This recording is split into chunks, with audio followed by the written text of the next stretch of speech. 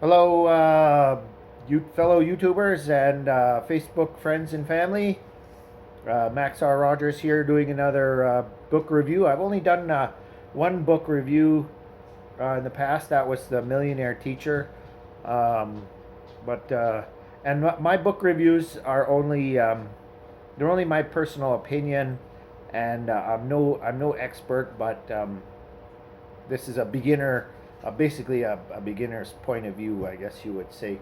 Um, I just got, I'm just finishing up an Arista Maduro. I paired that with a Gros. Um,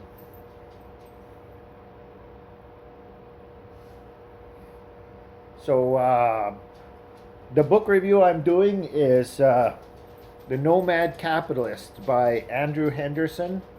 Nomad Capitalist by Andrew Henderson. This is a fantastic book. I absolutely love this book. Um, you know, on the title here it says How to Reclaim Your Freedom with Offshore Bank Accounts, Dual Citizenship, Foreign Companies, and Overseas Investments. And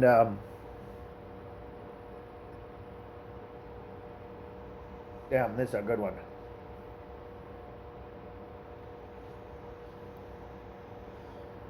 Anyways, that one's done. So my thoughts on this is Andrew is an expert when it comes to uh, offshore and traveling and investing overseas. Um, my thoughts on this are, a lot of my friends and family have been, they hear me talking about, uh, going overseas and and leaving Canada. I'm always talking about leaving Canada. And quite frankly, I don't understand what's so great about Canada.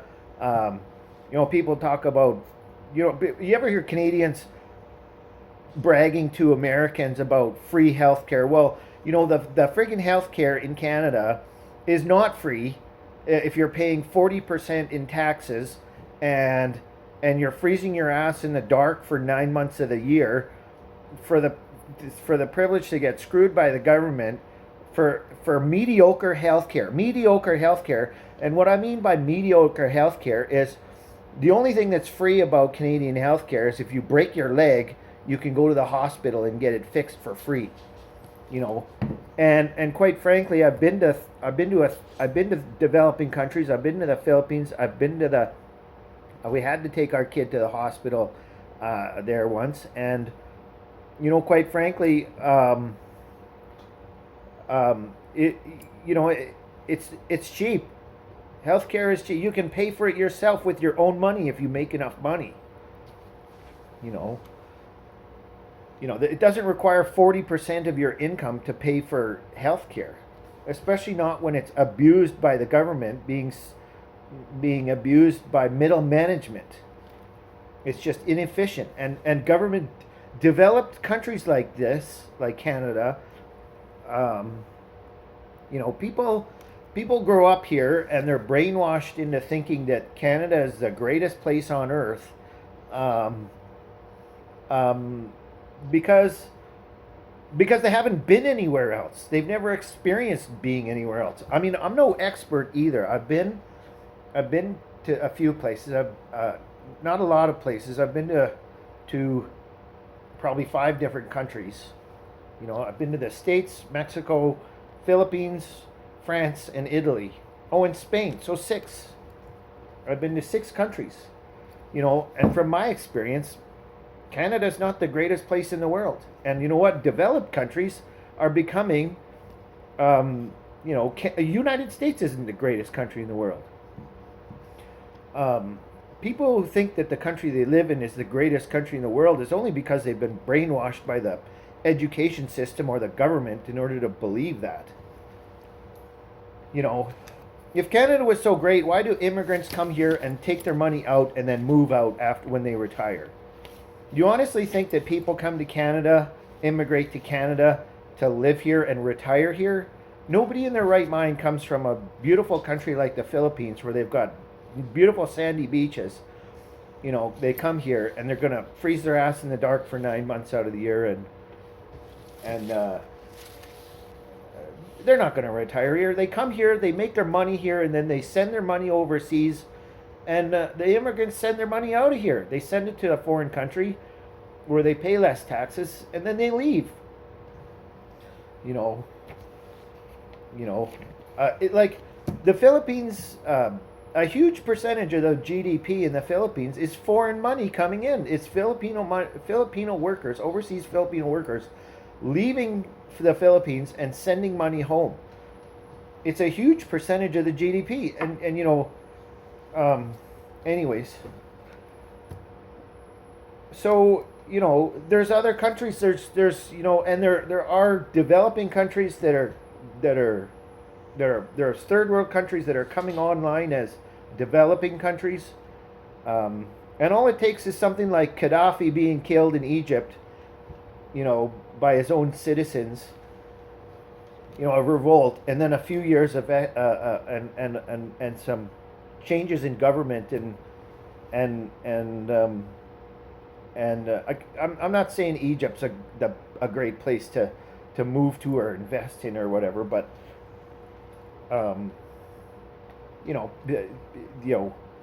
honestly, if Canada's GDP growth is 3%, and the United States' growth was like 2.5%, Robert Kiyosaki talks about how I remember Robert Kiyosaki saying that if you can't make it in America, you can't make it anywhere, and that's bullshit.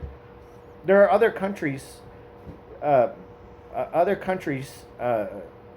Where you can make it, and those are usually, in this book he talks about developing countries and frontier markets, so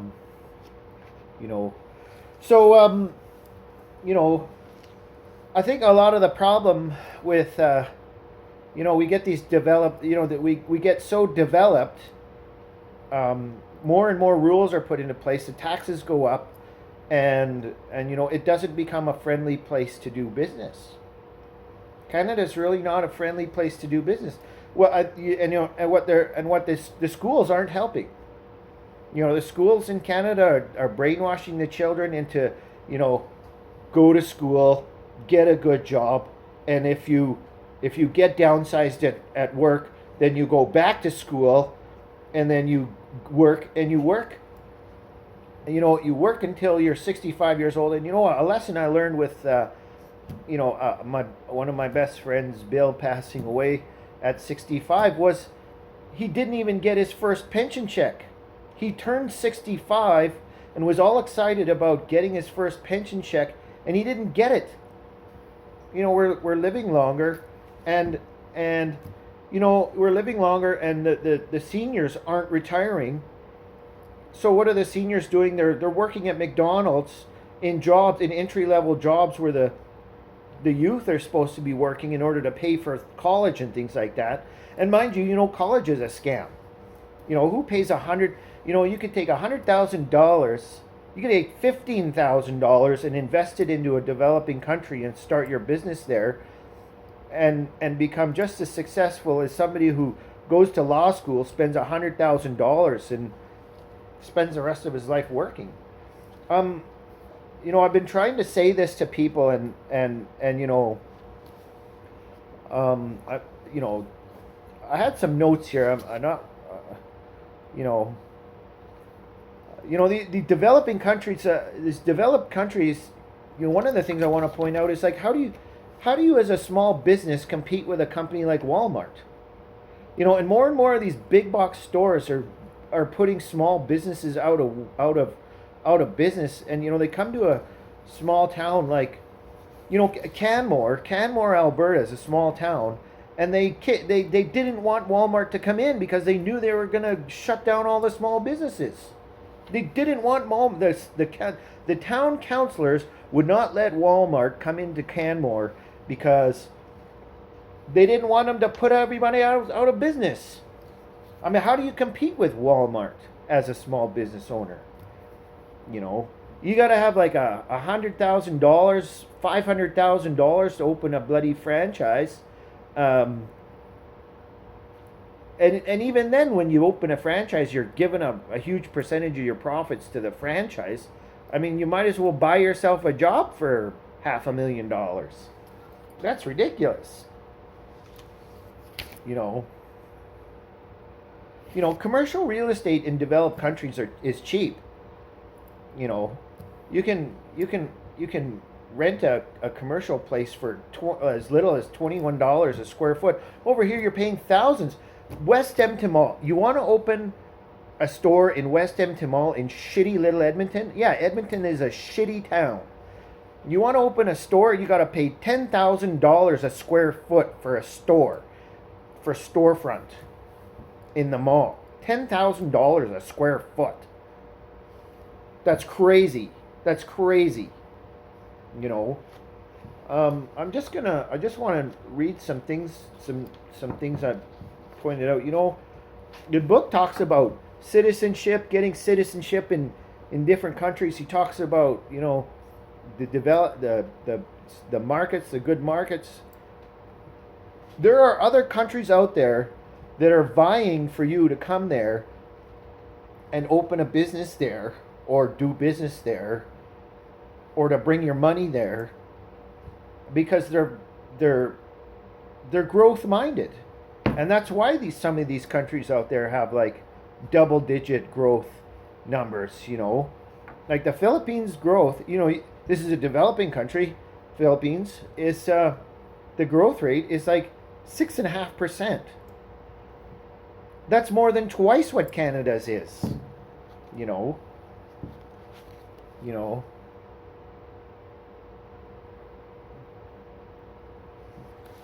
Developed countries are often run by imperious governments that do not want you or need you, yet make it difficult for you to leave. Canada has an an exit tax. Do you know what an exit tax is? An exit tax is if you want to leave the country, if you want to renounce your citizen, you got to pay taxes in order to leave. That's a percentage of your net worth or something like that. They don't want you to leave. You know, I read a quote somewhere. It was like, you know, walls, and this is pertaining to America's walls. You know, walls that keep a country that has walls to keep people out. That's sovereignty. A country that has walls to keep people in, that's a prison. Okay, that is a prison. You know, they don't want you to leave because they want you to be a taxpayer paying 40% in taxes. It's crazy. There's so many other countries out there where the tax rate is like 15%. And they're doing well. Their growth rate is great. You know, I just wanted to read a couple of quotes from here. You know, it talks about how to find the right markets.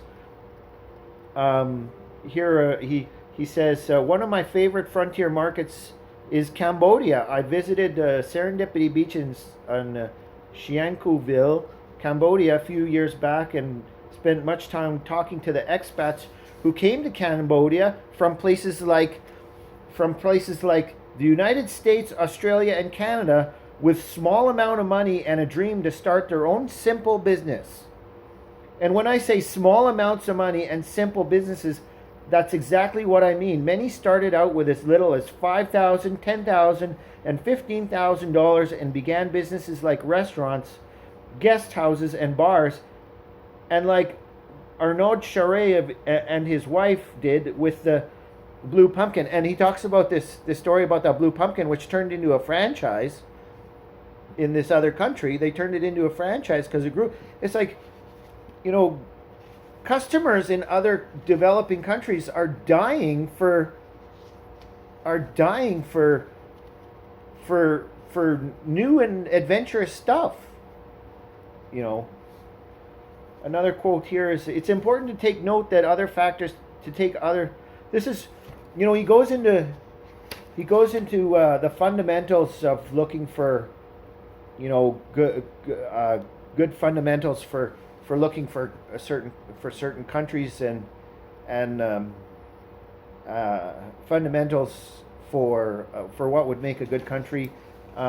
He has a list here and talks about those, and then it's important to take these and other factors into account when choosing where to invest or to do business. Setting up shop in a country simply because it's a frontier market can be very foolish. Can be a very foolish move. You've got to be careful, and this is where this book really helps you. It gets great ideas and helps you with the knowledge necessary to move to another country and set up shop.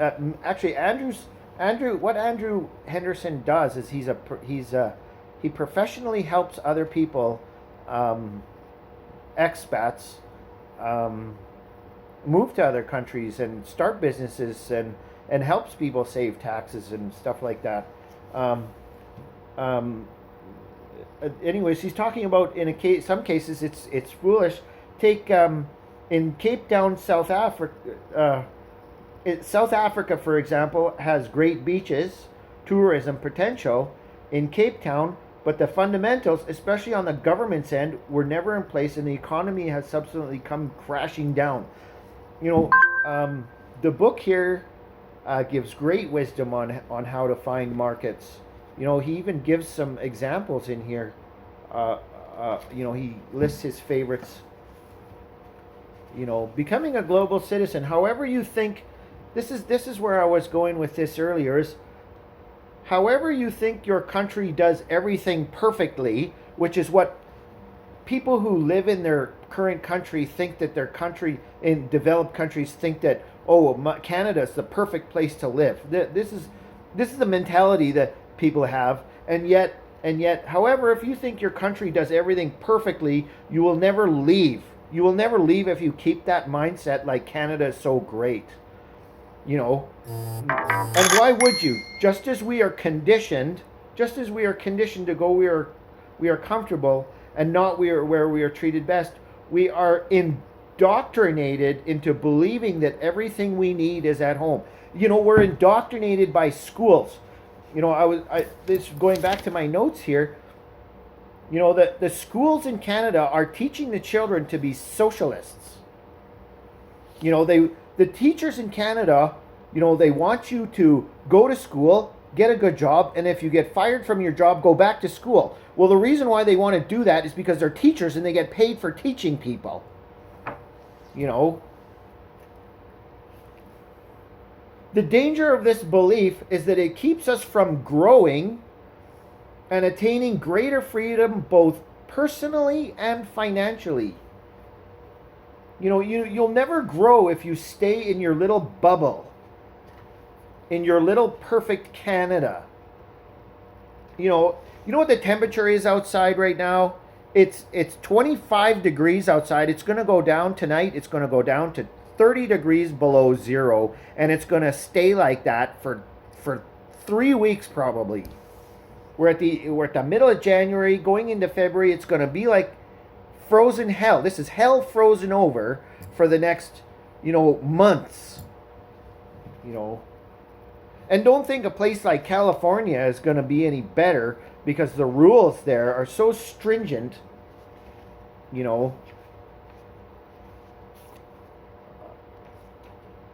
I had some other notes here.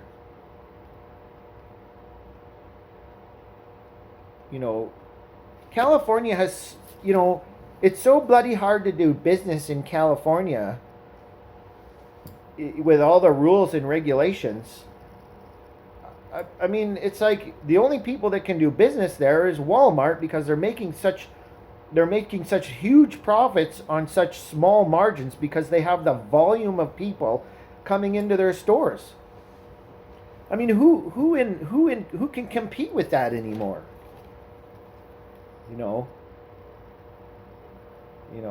Anyways, my book review on this book, Nomad Capitalist by Andrew Henderson. If you're an entrepreneur and you like to travel, if you want to travel and see the world, he talks about how you can travel around the world, and one of his models for for being a nomad is where you can have multiple bases. You could live in like four say for example 4 different countries. You could travel to different continents, and if you like Canada in the summer, why not have a place in Canada in the summer and then have a place in South America in the winter? There's 2 places. I did some research on some of this stuff online, and Panama's a great place, and there's investments there to invest in to make a good buck. And I'll give you an example. Annette and I moved out to the country here to start a farm. We were going to start a sheep farm, and the tax system in Canada is set up so that you start paying taxes on farming income after 10 grand. Do you know what it is in Panama? You don't pay taxes on farming income in Panama until you make $300,000 US in 1 year. $300,000 compared to 10 grand. The rules are so uncompetitive in North America, in Canada, and developed countries. The growth is so stagnant here, and the government is so bloated with government employees. Like, apparently 30% of the population in Alberta alone works for the government. 30%. That means that everybody that is not working for the government has to pay 30% in taxes in order to afford to pay for the government. It's stupid. And we have all these stupid tax laws in Canada where you got to jump through all these stupid hoops in order to get a tax break for the privilege of not paying tax now, but you pay it later anyway. RRSPs are a joke. Why would you pay money into an account that you can't use?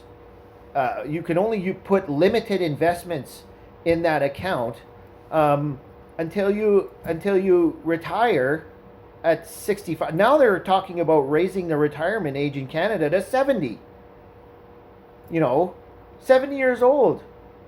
When I was a kid, I saw a commercial on TV. There was this investment company called Freedom 55, and they were all about helping people retire at the age of 55. They're gone now. I don't see those ads anymore. Remember them 1980s, 1990s? Freedom 55. Maybe you remember them on TV. They talked about retire at age 55. That's why they called Freedom 55. They're gone. They don't exist anymore. The system here is set up to keep you broke and working class, and the middle class is disappearing. The middle class is disappearing, and I know why. They're leaving. The middle class, not just rich people leave when the government increases taxes, but the middle class are leaving. And then the government in Canada tries to immigrate people to make up for the shortage of births, because apparently Canadians only like to have 1.2 children, so the population isn't growing. So they want to immigrate people, but the immigrants come to Canada, they make money, and they take it and they leave.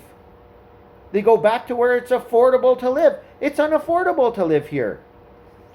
He talks about in this book where you can make real estate returns of 10 to 15% real estate returns without any margin.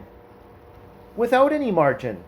Robert Kiyosaki had taught me a great valuable lesson, and I took one of his courses, and one of the valuable lessons I learned was cash on cash return. What is your cash on cash return? If you bought a house here for $500,000 cash and rented it out for $1,200, what a waste of money. That's why you use leverage. But they've changed the rules for leverage now. You got to have 35%, but a house is $500,000. 35% of $100,000 is $35,000, and you're not even going to find a house for $100,000. you're going to find a house for, $200,000. So you got $65,000 invested in a house, and you're going to make that kind of an investment of a house, you're going to make a measly $700 or $800 a month income, and then you got expenses to pay on that. You're going to make like a couple, after your expenses, you're making like a couple of $100 a month, maybe. Oh, but real estate is such a great investment, it'll appreciate in value. No, we haven't seen that in Alberta. We haven't seen that kind of growth rate since prior to the housing bubble, and we all know what happened there, didn't we? Anyways, my book review, honestly, I give this 5 stars, 5 out of 5 stars. I highly recommend you read this book. I haven't been doing a lot of reading. Normally, I read quite a few books in a year, but last year I was so distracted with stuff I didn't. So that was the primary book I read last year, and I highly recommend it. And he talks about go where you're treated best. If the government here is treating you like shit, then leave. What's stopping you? Your free healthcare? Your free healthcare? Honestly, listen. If you're paying 40% in taxes, and you go from paying 40% in taxes down to 15% in taxes, you don't think you can pay for your own healthcare and buy health insurance at the same time? The Americans have health insurance. That's how they do it in the States. Apparently, it's mandatory to have health insurance.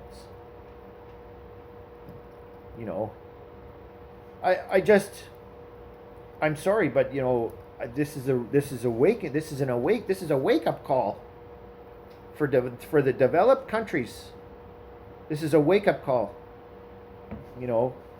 It's an eye opener for sure, and I absolutely loved the book. It was a good read. I just finished it tonight. Finished it with I had an Arista Maduro. I love Maduro cigars. They're lots of good flavor, and they're anyway, so 27-minute review. Sorry, I didn't mean to make it that long. And there's my rant for today. So pick it up. It's available on Amazon. Nomad Capitalist by Andrew Henderson. Thank you very much for watching my book review, and if you have any comments or questions, feel free to comment, and like and subscribe for my other videos. And as I mentioned in the previous video, I made a mistake. I said look on my Facebook page for my, but what I meant was look on my YouTube page for my categories.